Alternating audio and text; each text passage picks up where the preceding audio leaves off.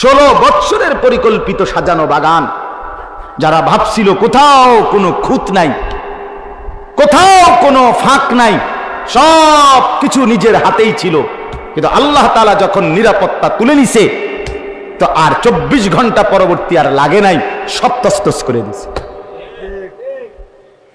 সব কি করে দিছে? হ্যাঁ, যেদিন দুপুরে ভাগছে পরের দিন আর দুপুর লাগছে না, এর আগেই বাপের চিহ্ন, জিয়ের চিহ্ন সব শেষ, সব শেষ। হ্যাঁ, সবই শেষ, নাই দে নাই আর কিচ্ছু নাই, নাই দে নাই আর কিছু নাই। আগে না বলতো টাকা থাকলে বাঘের চোখও পাওয়া যায়, কই এখন তো কোটি কোটি টাকা থাকার পরেও শুধু বর্ডারের কাঁটা তারটাও পার হইতে পারে না। কি ভাইয়া, কি ব্যাপার? বর্ডারটাও তো পার হইতে পারে না, মনে হয় টাকা থাকলে না বলে বাঘের চোখ পাওয়া যায়। কই টাকা তো আছে, টাকা তো ছিল, এখনো তো আছে।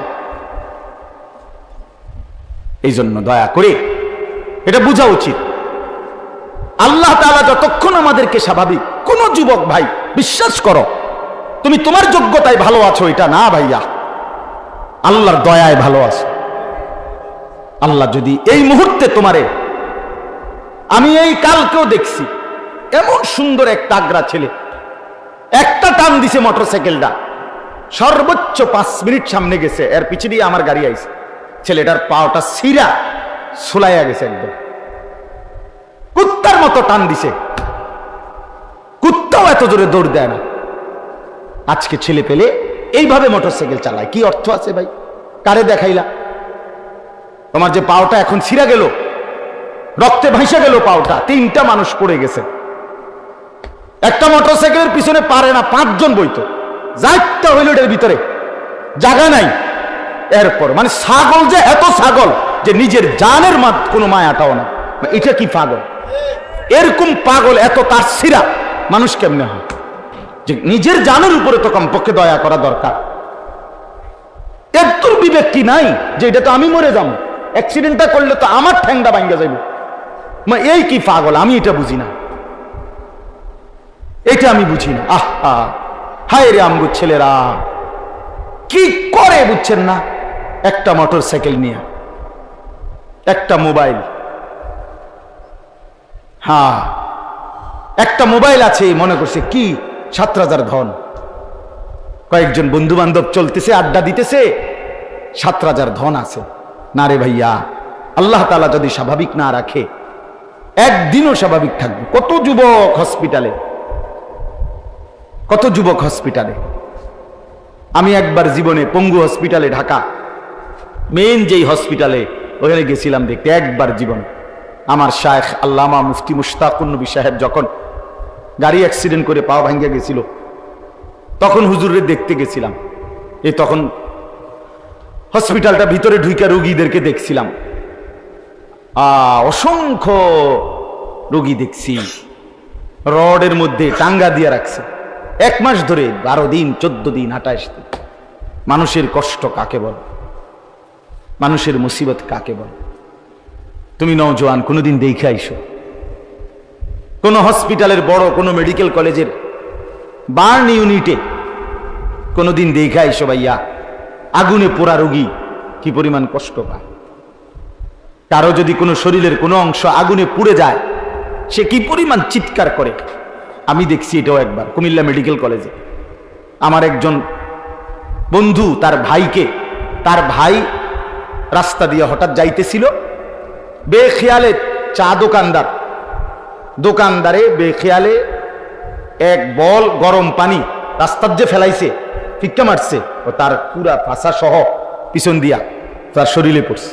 মাদ্রাসার ছাত্র, এইটা পুড়ে গেছে পুরা। তারে দেখতে গেছিলাম যে তার হসপিটালে যে ড্রেসিং করতেছে, তার চিৎকার আল্লাহর আরশ পর্যন্ত কাঁপতেছে।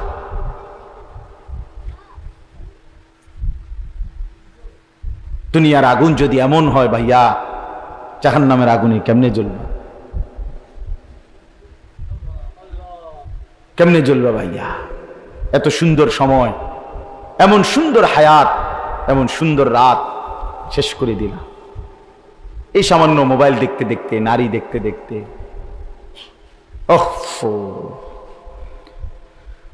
এজন্য দোস্ত আমার, বন্ধু আমার, মেহেরবানি করে নিজের উপরে কদর করলে ভালো। অহংকার করতে নাই।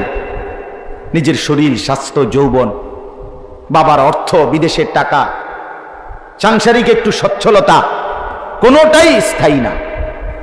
আল্লাহ পাকের দয়াটাই স্থায়ী। অর্থাৎ আল্লাহ যখন যাকে যেই অবস্থায় রাখছেন, এই কারণে সে আসে এভাবে। নাই তো আসলে আমাদের নিজস্ব কোনো কিছুর উপরে আমাদের ভরসা করার মতো যে আমার ব্যাংক আছে, ব্যালেন্স আছে, আমার লোক আছে, দল আছে, আমার সাথে বহু মানুষের সম্পর্ক আছে, কিচ্ছু থাকবে না, কিচ্ছু থাকবে না। তাইলে চলেন, আল্লাহ তাআলা বলেন ফি ইয়াউমিন কানা মিকদারুহু 50 আলফা সানা। আল্লাহ বলে, বান্দা শোনো, এই নাফরমান, আযাব আসবে সেদিন, প্রকৃত আযাব দেখবা ওই দিন, যেই দিন হাসরের মাঠ একদিন হবে 50,000 বছরের সমান। সেদিন টের পাইবা আযাব কাকে বলে। আল্লাহ কোরআনে বলছে ফি ইয়াউমিন কানা মিকদারুহু 50 আলফা সানা।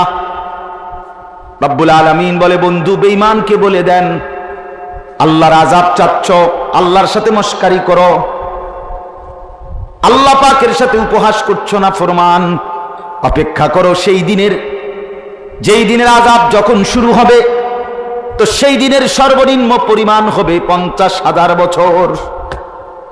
হাসরের ময়দানের একদিন হবে 50,000 বছর। সেদিন যদি কষ্ট হয়, সেদিন যদি যন্ত্রণা হয়, তাহলে সেই সময়টা কেমনে পার হবে? এত লম্বা সময় কেমনে কাটবে? আল্লাহ তাআলা কোরআনুল কারীমে বলেন, ইয়াউমা ইয়াকুমুন নাসু লিরাব্বিল আলামিন। আল্লাহ বলেন, হাসরের ময়দানে যত লক্ষ বছর, যত হাজার বছরই হয়, পুরাটা সময় বান্দা আমি আল্লাহর সামনে দাঁড়িয়ে থাকতে হবে। বসার কোনো সিস্টেম মিলবে না। কোরআনের আয়াত। নবীজি সাল্লাল্লাহু আলাইহি ওয়াসাল্লাম বলেন, উম্মত কতটুকু দাঁড়ানো, কতটুকু জায়গায় দাঁড়িয়ে থাকবে, মাউদাউ কাদামিন, দুইটা পাও রাখতে যেটুকু জায়গা, শুধু এটুকু জায়গা পরিমাণ জায়গাতেই দাঁড়িয়ে থাকবে। এক সুতার সামনে পিছনে ডানে বামে যেতে পারবে না। সূর্যটা মাথার উপরেই থাকবে, পায়ের নিচের মাটিটা তামার মতো উত্তপ্ত হয়েই থাকবে। জাহান্নামকে সরাসরি ফেরেশতারা টেনে হাসরের ময়দানে এনে দাঁড় করাবে। ওয়াজিআ ইয়াউমাইদিন বিজাহান্নাম। এইবার কল্পনা করেন, একে তো সময় হলো 50,000 বছর, দ্বিতীয়ত দাঁড়িয়ে থাকবে, তৃতীয়ত মাথার উপরে সূর্য থাকবে, চতুর্থত পায়ের নিচের জমিন তামার মতো উত্তপ্ত হবে, পঞ্চমত জাহান্নাম চোখের সামনে থাকবে। তখন হালাত কি হবে? যদি বলো এগুলো রূপকথা, তাহলে কোন যুক্তিতে? যদি বলো এগুলো সত্য না, তা আল্লাহর কথা মিথ্যা কোনটা? আল্লাহ পাকের অন্য কোনো কথা কখনো মিথ্যা হয়েছে? তো এটা মিথ্যা হবে কেন? কথা বোঝেন নাই? দুনিয়াবি কোনো কথা আল্লাহ যেগুলো দুনিয়ার বিষয় বলছে, এগুলো কোনোটা ভুল প্রমাণিত হয়েছে? তো এইটাও ভুল হবে। আল্লাহ বলছে মাথার উপরে আসমান, তো বিজ্ঞান প্রমাণ করছে মাটির তলে আসমান। কথা বলেন না কেন? তো আল্লাহ বলছে পায়ের নিচে জমিন, কোরআনে আছে আলাম নাজআলিল আরদা মিহাদা।